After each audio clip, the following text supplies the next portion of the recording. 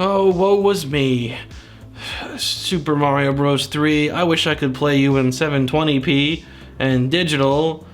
I guess I'm just gonna have to download a ROM and then go to prison for 17 years. Or wait a minute. Or do I? No, you don't. I don't think you guys are just 17 years sounds like you're kind of strong. Who knows?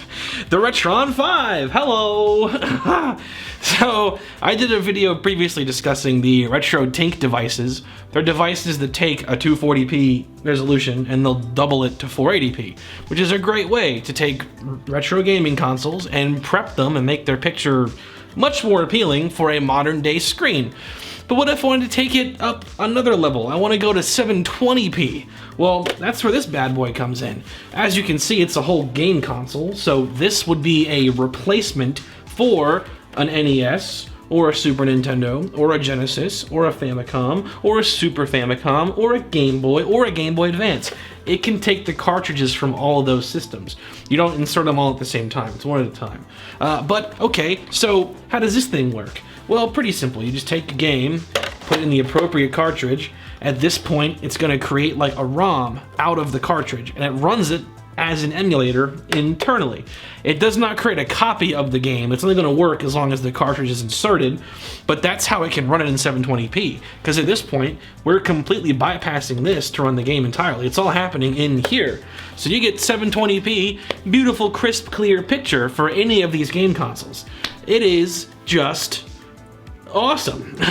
It even has controller inputs for all the original controllers too. Super Nintendo, NES, Genesis, 2 ports per for 2-player modes.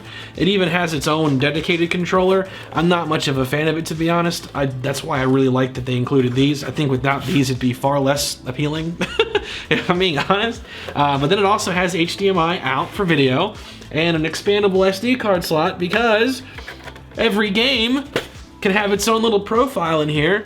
Save states, screenshots, all that good stuff. Love the extra things. So, pretty fantastic. What I'll do now is just kind of show what every cartridge looks like. There's also some extra things. It has image filters too. I'll show those off as well, although they're not a selling point for me, but just to show you everything. Before we get into talking about the games, I want to take a quick moment to highlight the operating system and what it can do. So yes, this thing does have like an actual operating system. When you boot it up, this is the screen that you're greeted with. You have a handful of options here. When you insert a cartridge, it'll load it and then you can play it. But what else we got? We got settings. There's a couple of interesting things to point out. Number one, image filters, and I'll show those after this stuff here. But you can mess around with a lot of the settings of the games, like say the refresh rate, for example. The default is to match it, but you could force 50 or 60 hertz. I like 60 hertz, that's my preference. Screen size adjustment, full color range output's fun. I like that one. Makes the color a little more vibrant, it's a little more saturated almost, a little vivid basically. I like that too. Sound options. Be careful with bass boost. It like almost blew my ears out. Like, it does make the games a whole lot more impactful regarding their bass. Game Boy Advance games in particular become almost intolerable with that thing turned on, so be careful with that. You can turn off the menu sounds. There are actually menu sound effects by default, but you can turn those off, thankfully. Like no thanks, but you can turn it off, thankfully. But lastly, the cool thing is button mapping. So you can actually create different profiles for different controllers. Now right now I'm using a Super Nintendo controller, and you can actually create custom profiles and remap the buttons of any controller you want for a different game console. So like, for example, if for some reason you really wanted to play Sega Genesis using an NES controller, you can map the buttons to whatever you think makes the most sense. It isn't really technically possible to do that because Genesis has 3, NES has 2, but you get what I'm saying. What I can do, however, is make NES more applicable with a Super Nintendo controller. So if I go over to Super Nintendo controller here, and I tell it, okay, I'm playing NES, and I'm using a SNES controller, current profile. NES lowercase, this is a custom one. You can make custom profiles right here. Boom. Edit. So here we can see that I've remapped the NES buttons to better match what my fingers want to do on a Super Nintendo controller. You can customize this. It's pretty sweet that these are options you have at your disposal. really make the experience what you want it to be. So I'm gonna go ahead and insert a cartridge here. Only ever insert one at a time. It's gonna load it up. And there we go, Super Mario Bros. 3. In the event that it failed to load up, you can just try it again or consider cleaning the cartridge. Once you have a game inserted though, there's game menu here, lets you tweak certain things. You can load cheats in it like Game Genie. You can copy or upload save data from or to the cartridge. All kinds of cool stuff.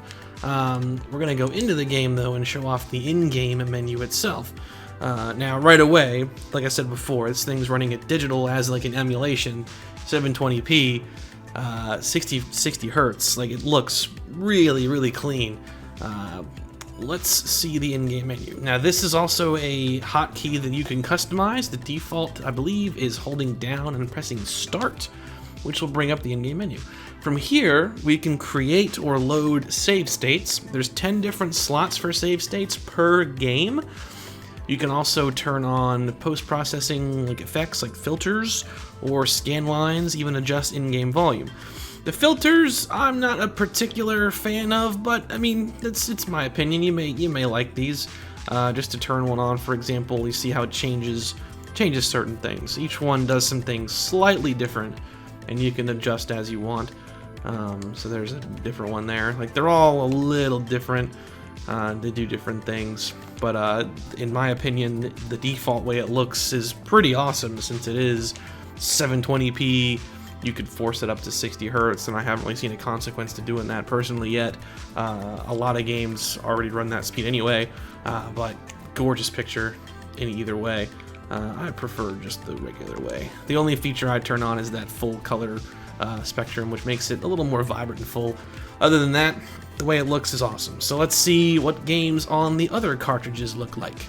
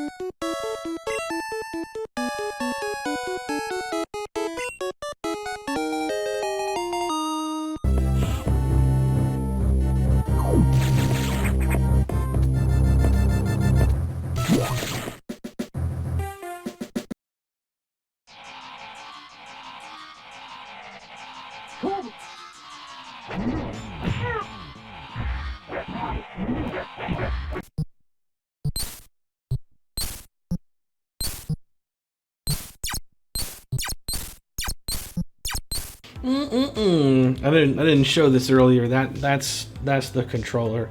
It feels really rough on the hands. The stick is, I don't like it.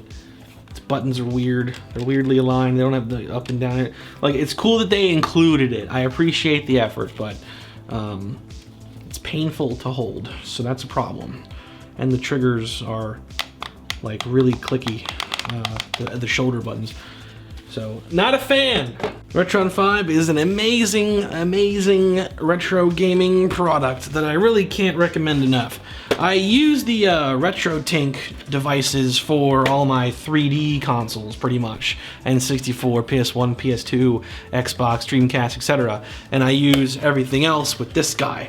and I've had it for a long time. This isn't like a recent acquisition for me. Going back to the original video that I ever did for this channel, Metroid for NES, was recorded off of a RetroN 5. So I've had it for about 2 years now, and it's an amazing, amazing product. Really, really like it. And this video's not sponsored by them. I'm talking them up quite a bit. I'm just a big retro gaming enthusiast, and this thing just does such a cool thing.